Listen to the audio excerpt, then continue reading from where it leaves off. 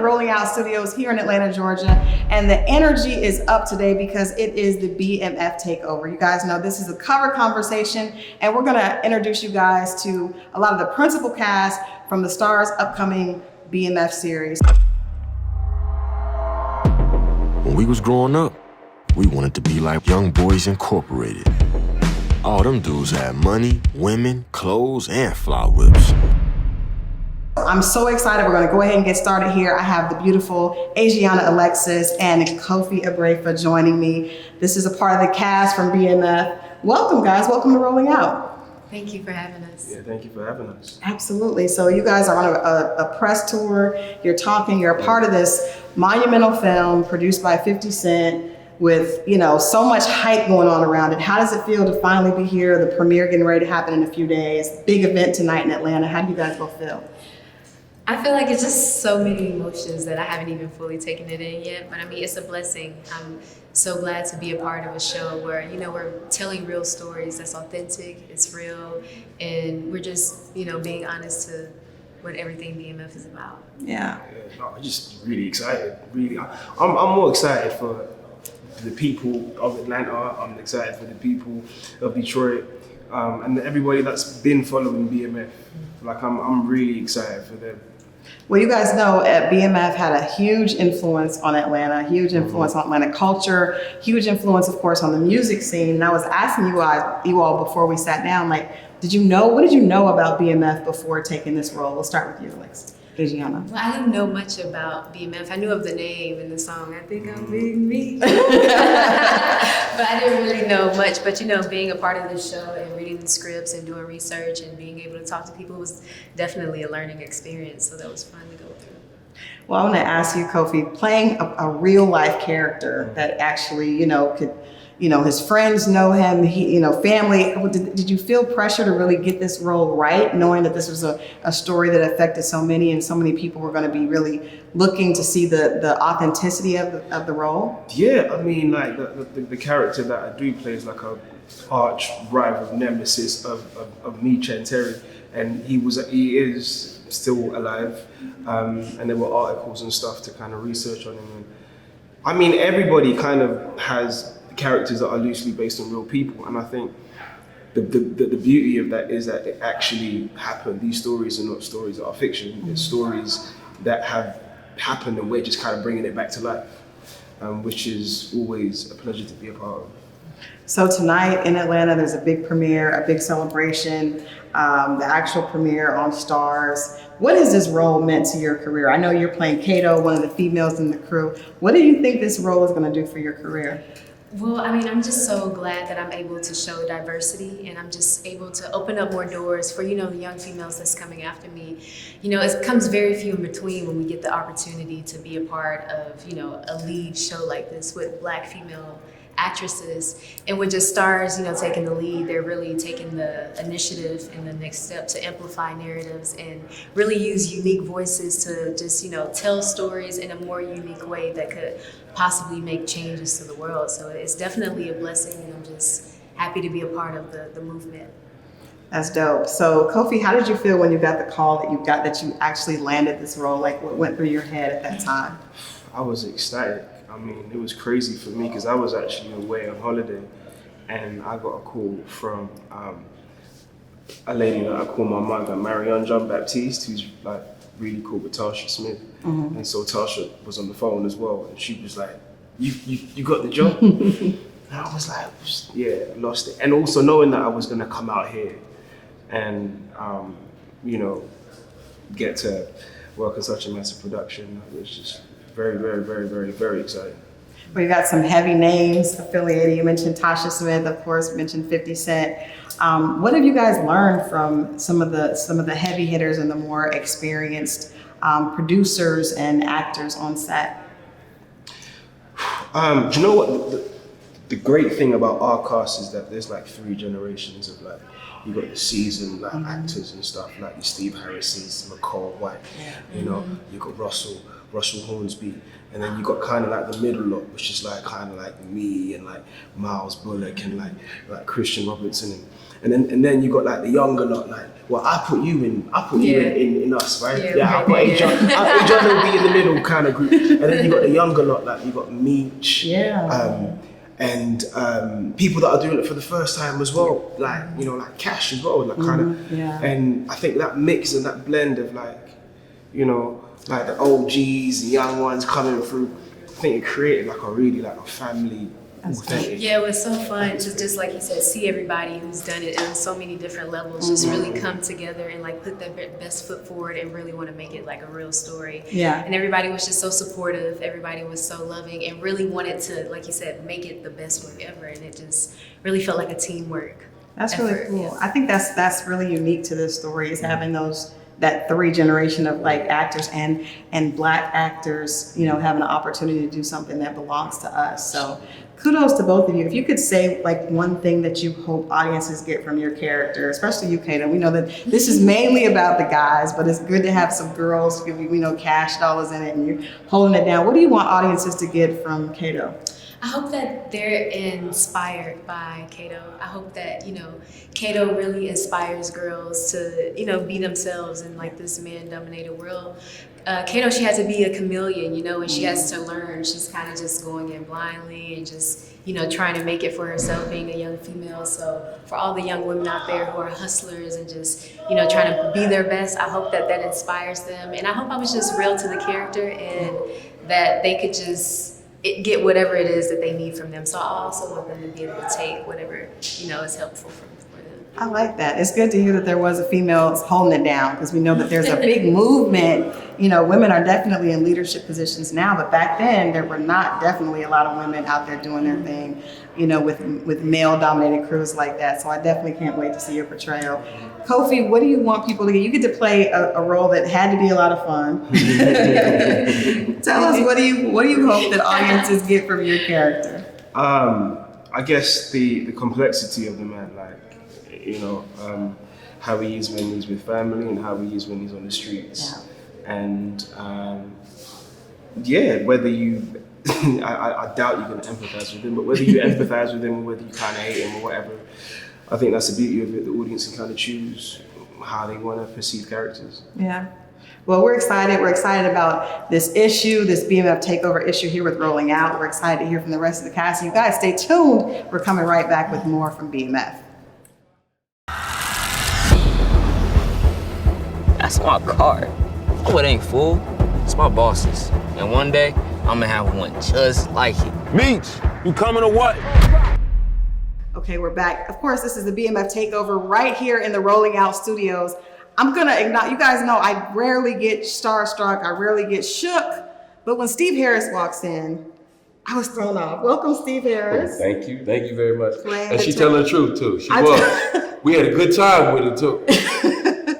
I'm a huge fan. You are one of those faces that when you see you on a show, I became a huge fan during the practice. Like, oh my God, I could not turn away from that show because of every week you delivered. But we're talking about BMF because I keep talking about Steve Harris and everything that he does. But to have an actor like you, we just talked to Kofi and he was talking about the generations of actors and how you have, you know, heavy hitters, you have the new school, and then you have people that are just beginning. Right. So for you, how was it joining this cast with all those different skill levels and just the energy of this story that has been so much to, especially the city of Atlanta and Detroit? To me personally, it was great.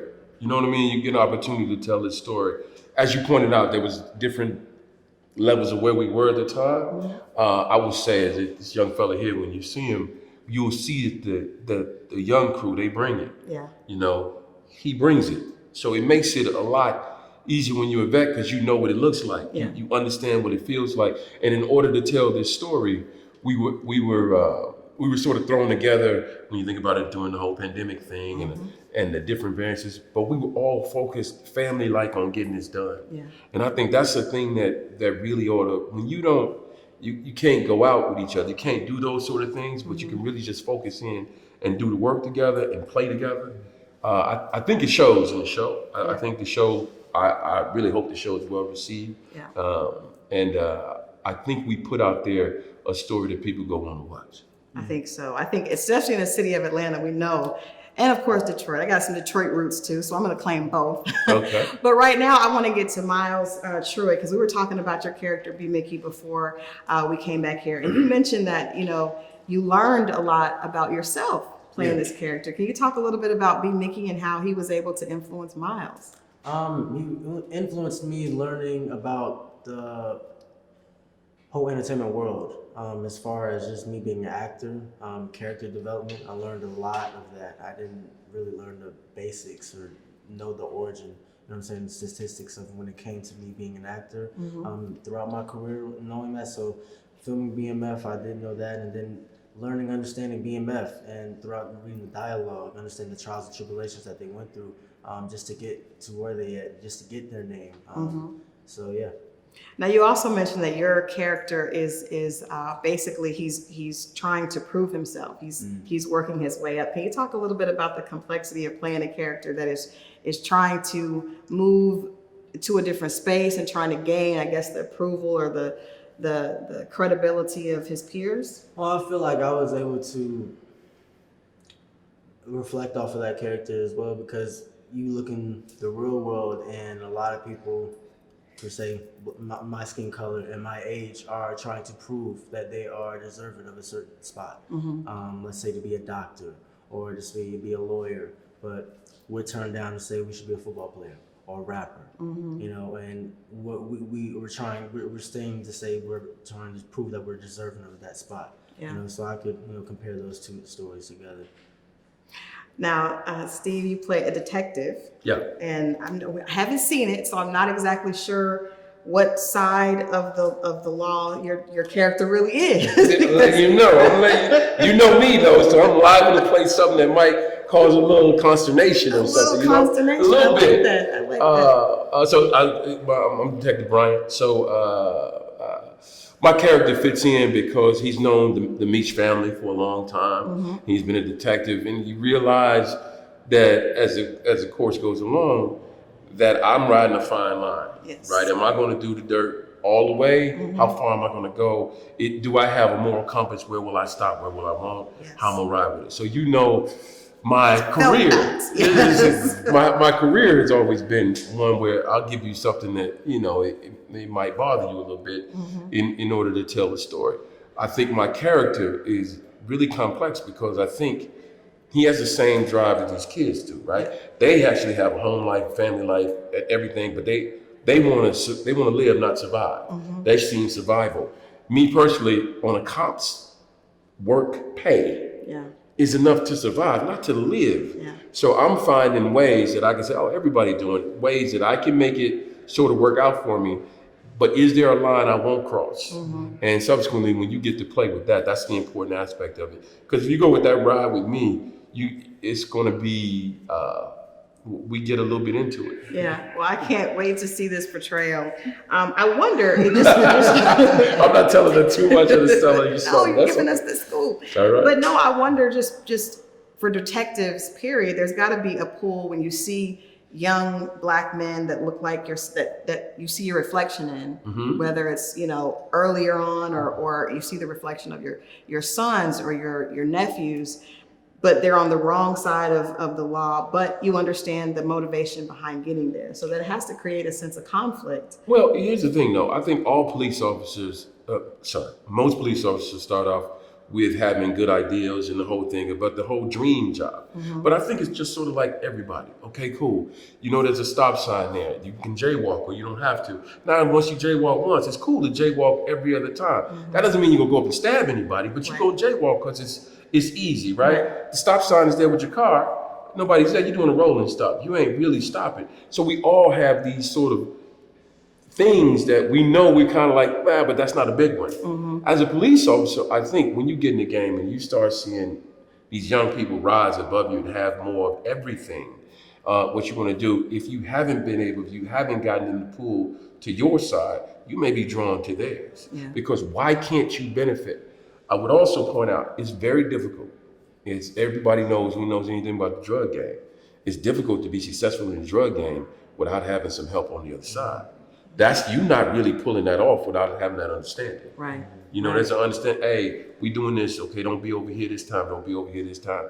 So there is always that, especially when you remember how Big Meech and them rose up. Yes. You know, you're not rising up that way without a little help. Without a little help. Well, we appreciate, I got a feeling that Miles' rendition of B. Mickey is going to be definitely one to watch. I just got a feeling about that. And we definitely know what Steve Harris is bringing to Detective Bryant. So you guys stay tuned. We're not finished. We have more with the BMF takeover right here on Rolling Out. This is your girl, Crystal Jordan. Stay tuned. I'll be right back. I'm the king of rock, the hit Man, we got a product that creates its own demand. As long as we got my vision and your brains, I won't stop rocking till I retire. can't nobody mess with us, man. All right, we're back. This is Crystal Jordan, and it's still the BMF takeover. You guys, we are here at the Rolling Out Studios. And of course, this story would not have happened without the foundation. The foundation is always the beginning of anything. And so please help me welcome. I have Russell Hornsby and Nicole White, and they are playing the parents of Meech in this BMF story on Star. So welcome to Rolling Out, you guys. Thank you so much. So like I said, this story is one, I've been here in Atlanta since about 2005, so I'm very familiar with the story. Did either one of you know about this story and about, what was going on here in Atlanta, and it originated in Detroit with BMF and how that affected the culture? I had no idea. Honestly, I kind of learned as we went along, and I had the great opportunity to actually speak to the real Miss Lucille, their mother, and Nicole Flannery as well, to find out, to gather a lot of research about everything, and everything that's online, all those things. Yeah. Wow. What about you, Russell? Did you know anything about it? No, I mean, I was aware of BMF, but I wasn't really familiar, with who they are, their history, and the legacy that they had left. And so it was really a real learning process for myself. Yeah. Which I enjoyed, but like as Nicole said, I had a brief opportunity to speak to Miss Lucille and talk to her about her and Charles's marriage and relationship and their friendship. Yeah, that's beautiful. We're excited to see this. We know we're going to get a chance to see a sneak preview tonight. But I want to ask you, Nicole, since you mentioned being able to speak to his mother, and we know that this is a story of a lot of mothers, that have sons that may be doing something that they don't approve of, but there's still a love for your child. Talk a little bit about that dynamic of loving a child that may be involved in something that you don't approve of, but finding that balance of still being able to be a parent in the middle of all that. Yeah, that was a tricky thing to handle because you love your children unconditionally. I'm not a parent myself, but I have nieces and nephews, and I'm very close to my mom. And I have a strong relationship with little Meech now, which is lovely. But yeah, it's a tricky slope when your children want to go a different way. But for Miss Lucille, I think it's really difficult for her to separate from her family, period. So she loves them unconditionally, and she would do anything to keep her family together. Well, I want to ask you, Russell, because a lot of times mother's love and a father's love are a little different. Right? Yeah. So talk a little bit about a father, and how does a father find those boundaries? It's usually a little bit more stiff than the ones that the mothers institute. So can you talk a little about loving a son, or how did you approach this character with his relationship with the son? Yeah, I mean, I think that that's why you need the nuclear family. That's when you need both mother and father there, because a mother gives her love and a father gives his love through discipline, oftentimes. And I think that it's important as Charles, being a black man, raising black boys, at that time, realizing that there needs to be a stern hand at home because they have to set an example. And, you don't want your boys to go astray, but you do realize that boys become men. And what happens when you're dealing with times and conditions that aren't ideal, kids and boys have to grow up a lot faster. And unfortunately, that's what they're facing. And so what happens is he has to look his boys in the eyes at a younger age and say, you're essentially a man now. Yeah. And I have to treat you as such, especially when you don't sort of abide by the rules. Yeah. Do you know what I mean? So, and my mother, parents used to say, it can't be two men in one house. That's true. And so, and the same thing, there can't be two women. And so if you can't go by my rules, then you got to go. Yeah. That's generally what it is, and that's just that's a man, a father being a man, but a father knowing that I have to raise these boys with a stern, loving hand.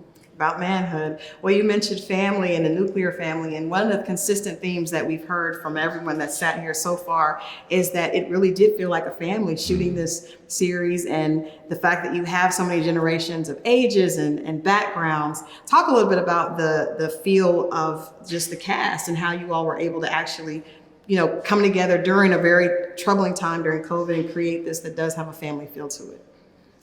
Well, I think, you give what you get. And I really believe that Tasha Smith and Randy did a wonderful job in casting, the show. And everybody I felt is where they're supposed to be. Yeah. And I think that it was important that, Nicole and I have a deep, abiding friendship and relationship, artistically, that, we have a history. So we have a familiarity with ourselves and how we work together.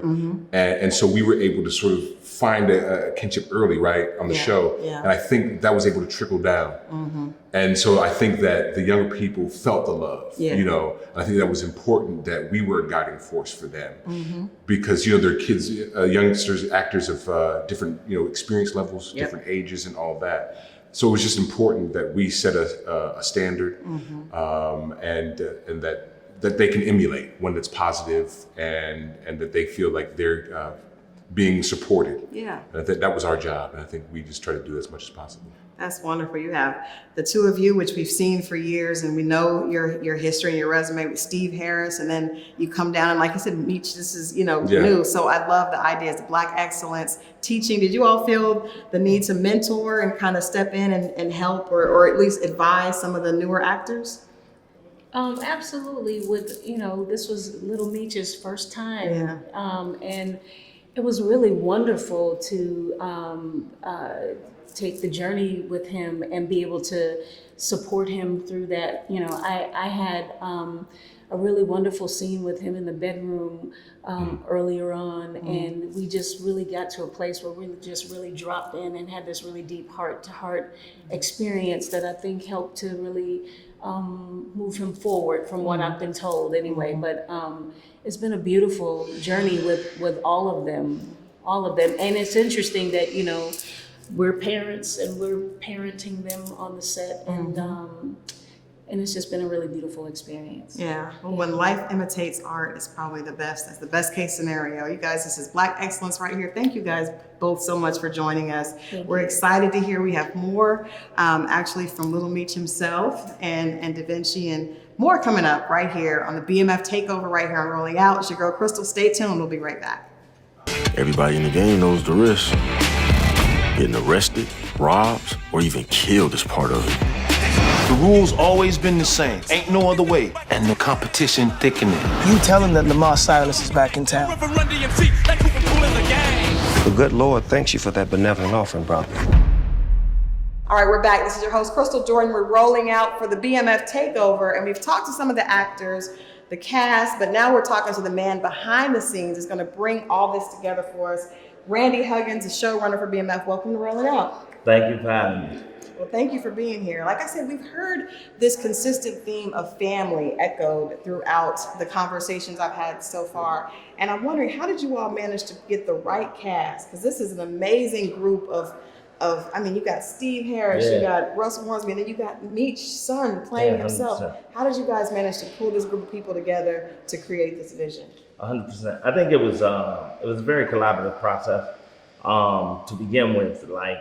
When I came on board, one of the first things, 50 and I really connected, and then we hired Tasha Smith.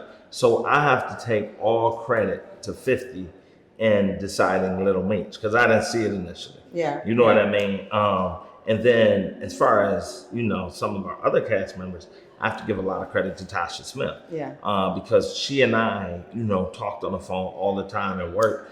And I told her I really wanted this show to elevate the landscape of Black television. You know what I mean? So she started pitching me actors that I didn't even think were, possible. She was like, We should go after Russell. We should go after Nicole Brianna White. We should go after Wood Harris. We should go after Steve Harris. We should go after, you know what I mean, our entire cast. So it was a very collaborative process. And, you know, once we all got in there together and mixed it up, it was like a pot of gumbo. Pot of gumbo. Like I said, this is a day for Black excellence. 50 has been doing this thing with stars leading up to this point, you know, and I think, especially here in the city of Atlanta, this series is so highly anticipated because it affected the culture, 100%. Not just Atlanta culture, but hip hop culture. It was lifestyle. It was such a big part of that. Did you understand the importance when you came on board? Yeah, absolutely. Absolutely. I think from the start, like Atlanta was where the street entertainment, you know, and music all collided. But I would be remiss if I didn't, you know, talk about how this story evolved. When I first got on board with the story, and I used to have to go to prison. Like I've been in prison 3 times to see Meech, and you couldn't take a pen or a paper, you know what I mean, or a recorder. So you sit with him for like 6 hours, and you know, after the 6 hours, you run in your car and you try to scribble everything you can remember that y'all talked about. And then when you do a phone call, it's only a 10-minute phone conversation. It's interrupted all the time. So imagine trying to break a story like that. You know what I mean? But one of the first things that Meech said is he said, everybody knew about these dudes from Detroit that went to Atlanta and started getting money. But I really want to tell the origin story, like why we got into this. He was like, most people would suspect that we came from a broken family. We didn't. We came from a 2-parent household that was very much backed in Christianity. We was just poor as all get out. You know what I mean? And so it made them make some choices that whether you agree with or not, they were choices about survival. But the other big thing he said is, I want to tell the origin story, which means we had to start in my hometown, his hometown, Detroit, Michigan. You know what I mean? So what I hope to do with the series is take the series on a musical journey. So we're like in the 80s with a lot of Detroit techno, you know what I mean? But then once they come to Atlanta, you know, being a so deaf, you know what I mean? And just really track the trajectory of music over our series. Absolutely. That definitely is a big part of everything. People are waiting. And I love from what we've seen so far, the fashion, music, it's all the landscape of that 80s, you know, vibe. And then we got to come on up, you know, to where we see them impacting hip hop in a totally different 100%. way here in Atlanta. 100%. What's going to be dope is that we will have seen the lessons that they learned on their way. So when you get to Atlanta, you're going to understand why he makes this move. Well, he learned this lesson over here, and you will hopefully, you know, have audiences engaged enough to just stay with it and ride out. And hopefully we can create a scenario like they did on Power with Team Angela or Team Tasha, Team Terry, Team Meech. You know what I mean? But we're not there yet. We're not there yet. We're just getting the intro done. I mean, one of the things that I think makes this so special is because you did have that relationship with Meech. And I think that brings a different type of authenticity. A lot of people were wondering how much input, how much he was involved, and you've just shared a little bit about that. How was this a 50 Cent thing that he was able to get him so ingratiated in the writing and the production of this piece? Well, 50 bought the rights, you know what I mean? And what I really would like to say about this project, I think that speaks volumes to it, is that the people that we hire are the right people for the job. Like I wasn't 50's first hire. Like he hired 2 other writers and it didn't pan out, but I was the right writer that he hired for this job. And that goes all the way down through, it matriculates all the way down throughout, you know, the series. But he bought the rights and he came to me, and I think it was up to me and the writers to really come up with, from talking to Meech and hearing all those stories, to craft a beginning, middle, end story. You know what I mean? And still maintain the level of authenticity, but still enable me to do my thing, because this is not a documentary. You know what I mean? It's still a TV show. Still gotta entertain. That's my job, to entertain and keep you guys excited and jumping out of your seats. Absolutely. So based on that, I think there's nothing in my series that wasn't based on somebody. Now I may have went left with it or went right, but the truth came from the man up top. The man himself. Well, I gotta give this entire team credit for really putting together a group that is representative across the entire, like just so many different representations. And I think that is another thing that's going to lend to the creativity and to the authenticity and why audiences are really going to enjoy this. Thank you, Randy, for sitting down, because a lot of times we don't get to hear the mind behind. We get a chance to hear that from the actor. We don't get a chance to hear from someone that was kind of behind putting all the pieces together. What are you anticipating from the premiere coming up this weekend? I am confidently anticipating that people are going to jump out of their seat when they watch the series. Like, you know, I used to write on another series that premiered, and we were known for making people jump out of their seat and giving them water cooler moments. So I expect none of the less with this series. You're not gonna tell us what that series? You're not gonna Power. I was on the first 3 seasons of I'm Power. just saying, come on now. I mean, like, I don't, you know what I mean? That was then, this is now. But that is still, I mean, the reputation has been set, Randy. The reputation and the anticipation has been set. That was the best writing on television, hands down. Thank you for saying it. Thank you for saying it. But hopefully, you know, we have something to say about that now. Yeah. And I just really want people to enjoy it, because really, our show is a family drama backdropped in drugs. You understand what I'm saying? Like so what's really interesting is that the family dynamics that these guys learned in their family were the same dynamics that they took into their street family, which is why so many people are still to this day loyal to Big Meech. So yeah, in that way, I think that's, you know, we're trying to create something different, and we're just trying to create our own lane and just elevate the landscape of television. Well, you all have definitely done that. I think that's one of the things when you know you've done good television, when people are empathizing with a person that they wouldn't normally empathize with. They see a person that is doing things that they don't, you know, really agree with, but they see the motivation behind it, and they see humanity behind That's that. exactly right. That's an important word you just said. The humanity, and that was one of the biggest things that I wanted to do with this project, is bring out the humanity in Meech and Terry, because they're not monsters. You know what I mean? They were people who made a decision, you know what I mean, also a decision based on survival. And you know what's the most interesting thing out of all of this is these guys were after a slice of the American dream, right? So what's bigger than the American dream that this man has created an opportunity, a new career for his son? That doesn't happen for somebody who didn't have experience. That doesn't happen to us. You know what I mean? So regardless to what you may think about what he did, he created a piece of the American dream for his son. It wasn't given to him. No. He wasn't the first choice. I mean, again, everybody that landed it, they worked their butt off, and they deserve to be here. They were supposed to and be we can't here. wait to share. We can't wait to shine. I can't wait to see it. Thank you so much, Randy Huggins. We're going to hold you to everything that you said today. Absolutely. Definitely, we're going to have to come back and give Randy his roses when this premiere does what he said he's going to do. Thank you so much for hanging out with us. I appreciate you. Thank you so much. All right, you guys stay tuned. We'll be back with more of the BMF Takeover right here and Rolling Out. So you a policeman now? Because them men need weapons to do their job. What kind of job you got you need a gun? It's not like that. Then what's it like, Demetrius? A mother's love can only go so far. Okay, we're back with the interview that all this has been building up to. We got the stars of the new BMF series on Stars here with us, Meech and Da Vinci. Welcome. We finally got to the main course. How you guys doing this morning? Great. Feel great. Feel great. Feel great. I can't complain. Happy to just be alive in this moment, you know, and just living right now. This is exciting. You're in Atlanta.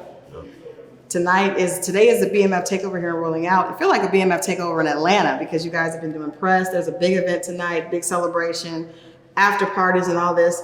How do you feel about people finally getting a chance to see what you guys have been working on for so long? Today is the day, and I feel I'm anxious because I can't wait to see people's reaction. Yeah. Because we spent hard work, 4 months, you know, and blood, sweat, and tears, you know, put real time, real labor into this, making sure this was right. And we know that the people are gonna love it. But, you know, this was needed for the culture. Yeah. We needed something like this. Yeah. Just for everybody around the world, no matter if you're black, white, no matter what race, ethnicity you are, you still can feel connected to this show because it's about a family at the end of the day. Absolutely. It's about love and loyalty, not just about drug dealing. It's about yeah.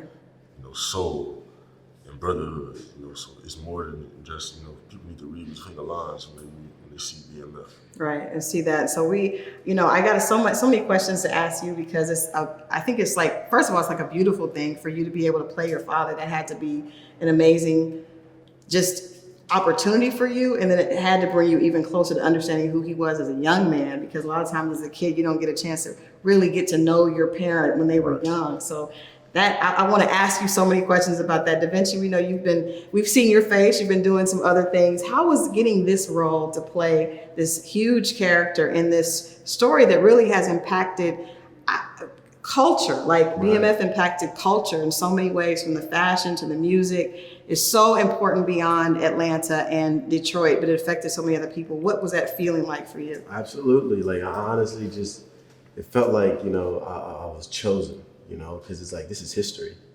I want to be immortalized forever. These guys are they're like Bigfoot. Yeah. Growing up as a kid, I would hear every rapper, everybody that's trying to become something, make a reference to Big Meech, make a reference to BMF. So just to be a part of this story, it's like, yo, this is crazy. But it didn't really hit me with how big it was until, like, honestly, like, I know they were like those guys, but I was in a club like last week, and this dude, his name is Will, and he's Asian.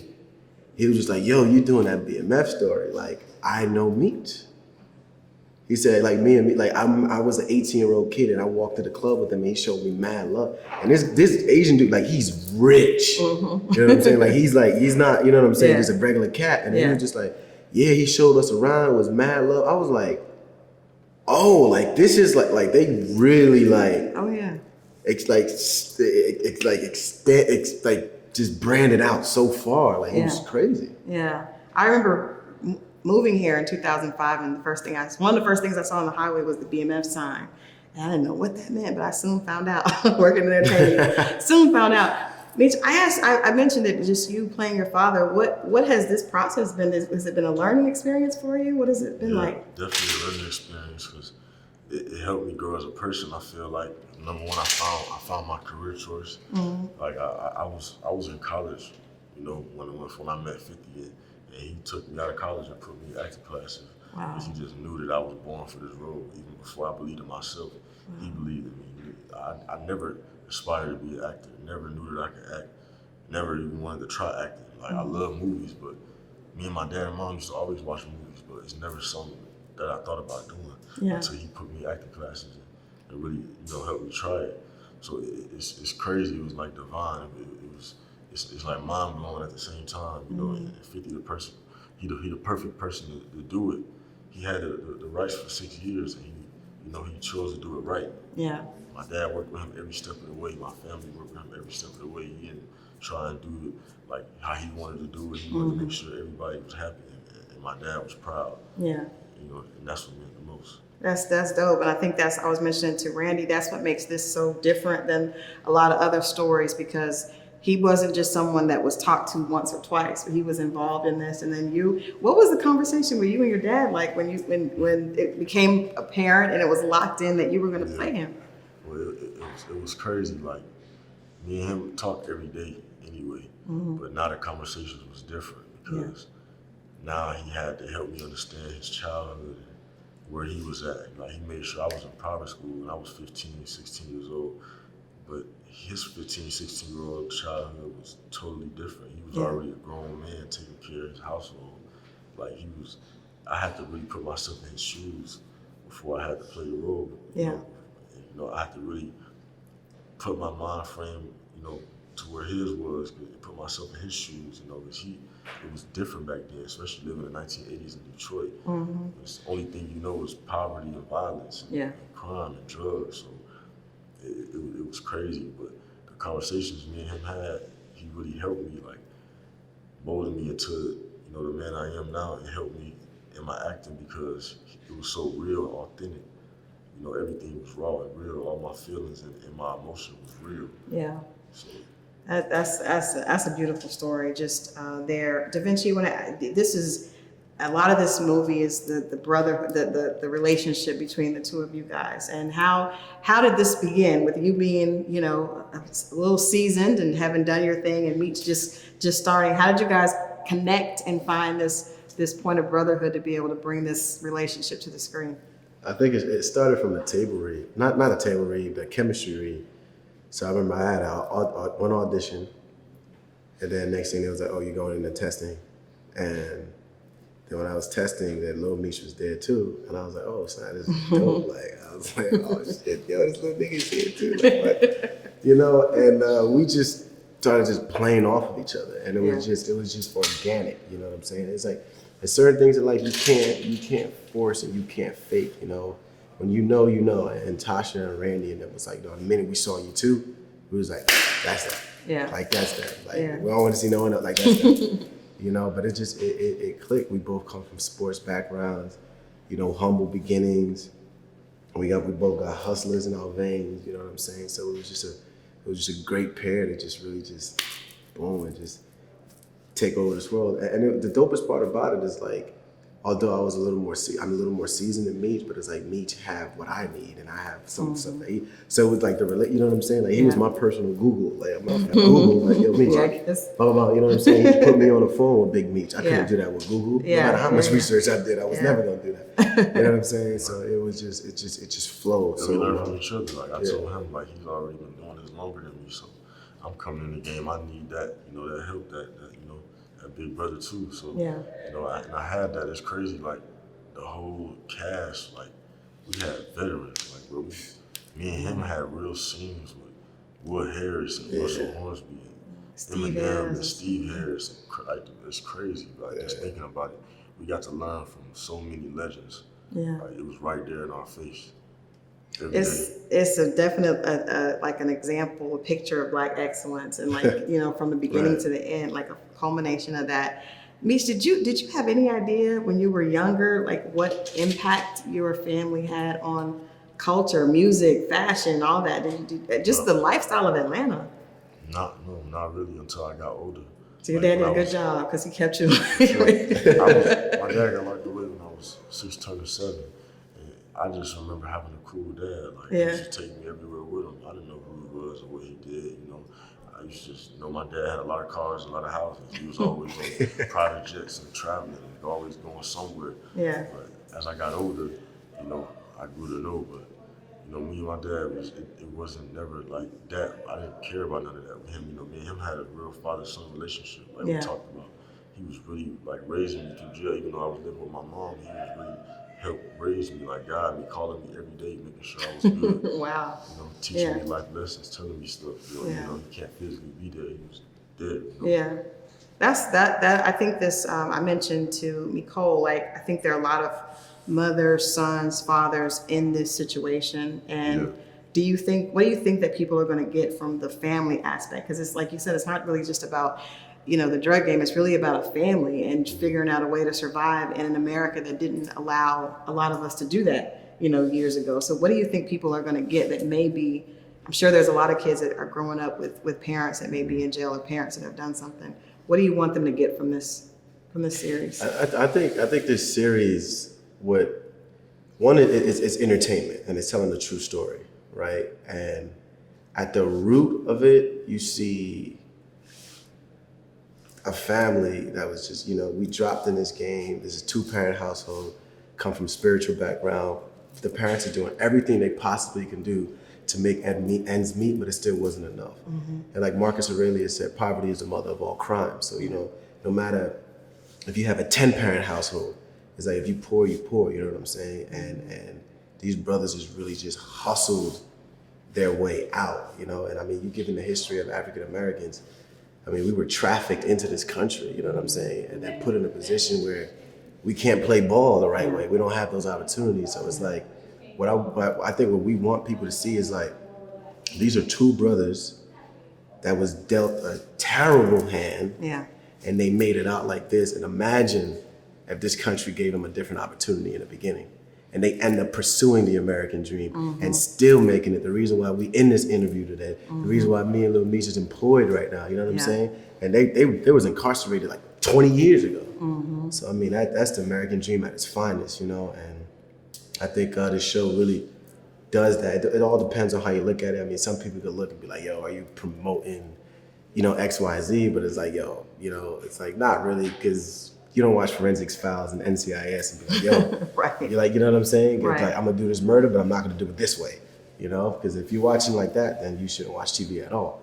But yeah, so I think what we want people to just get out, like, these brothers had loyalty, they had a bond, they had a family, and they were just like, yo, we need to hustle out of this just to not only make our lives better, but everyone around us. Yeah. That's a good point that you made, because it is, we think of entrepreneurship. To me, when I think of entrepreneurship, the brain behind what they were able to do was like the that is the definition of entrepreneur. It just might not have, might have been on one side, but can you talk to us a little bit about the intelligence and the strategic mind that it took to create the empire that they did? That's why it's not done very often, because there aren't people that have that don't think that way. So can you tell, what do you think, or do you have a different level of respect after seeing the journey on this side of how smart and just really big picture thinkers your dad and his brother were? And brave. Yeah, just brave as shit. It's crazy, like, thinking about it, being they were so young. Like, my dad told me he made his first $1 million at 15 years old, which is like in the 80s. Yeah, that's like 10 million back then. And you gotta think, his mom and dad literally were like in church every other day. Yeah.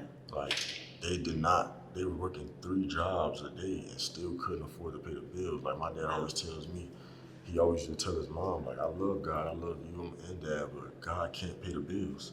Like, well, I'm supposed to sit here and watch my family suffer and not be able to eat for dinner and lunch and go to school wearing the same clothes 4 days in a row. Like, what are we supposed to do? This is the only thing they know, so it's crazy. Like, and my dad always wanted people to know the origin story of how they always started. Because now people only know the documentaries and what they hear. They only know that they were rich and what they spent and how many cars they had and all that. When it's and not the strip club was on right. lit. And it's not really even about that. My dad wanted people to really understand how they were brought up and what made him do what he did. Like, why he did what he did. Society. If society was different, maybe it would have went different. But that's the only thing that was around back then. So, but we want people to understand, like I was telling you before, the love and the soul that BMF has, because it's much more than just drug dealing. And this is this is like a real specific time in Detroit. 1980s, when fashion was different. The music was different. They didn't even have words in the songs. My dad used to tell me it was like house music in the club. Like, and we don't show all that. Like, the fashion out there was one of a kind. Detroit. Detroit's creative beyond that. This is just like everybody always. We look up to all the mob movies, the Italian mob movies, the Goodfellas and the Sopranos. We don't have no black mafia film. This is the first one. This is like needed for the culture. So I was telling Randy, we mentioned that, like, the fact that it's the thing that made Scarface so legendary, and so many black kids, look up to Scarface, but it was because you understood it humanized the guy that was successful, but you saw he had loyalty, he cared about family, but we've never had that for us. And I think that BMF was the first time that was shown, but I love the fact, and most people didn't know what was going on behind the scenes, but I think being able to see the innovation, the strategy, the brilliance, and then the family loyalty is something that hopefully when little black boys are now growing up, they will look up to, this story as opposed to Scarface, because we have those same things. We just haven't been able to show that. That was my last question to both of you guys. I think being young black men and being obviously brilliant yourselves, what do you want? We see what your father wanted for you. What do you want? I know you're too young right now to be thinking about children and what you want for your family, but what legacy do you want to leave? Where do you want to move the culture with your work right now? Hopefully one day, I really want to get the message out though to our younger culture and our generation. Just to show young kids never stop believing in your dreams, because really anything can happen, and really, me and Da Vinci could change, make a change one day, hopefully, you know. But this is like the American dream. Like my dad always said, you know, this is all he wanted. You know, now I have the opportunity to, when he comes home, put him in the film industry, and we could, you know, he can go off to directing films or producing or whatever he wants. Yeah. You know, so now we have a legacy for our family, and you know, this is just it's big in American history. That's dope. Da Vinci, what do you want your legacy? Yeah, which is that was beautifully said, bro.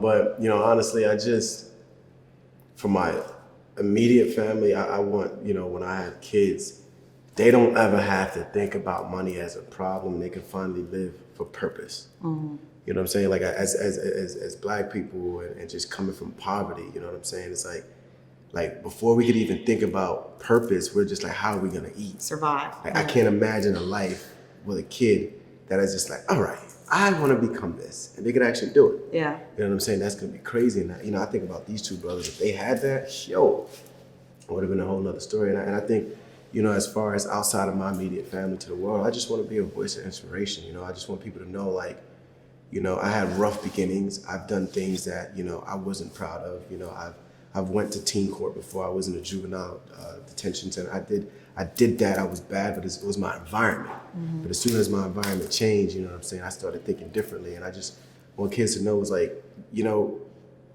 surround yourself by people that you want to be like, and just like, just shoot for the stars, you know what I'm saying? And just really, just be around good quality humans. And what this show is showing us in the 80s, that was a whole nother time.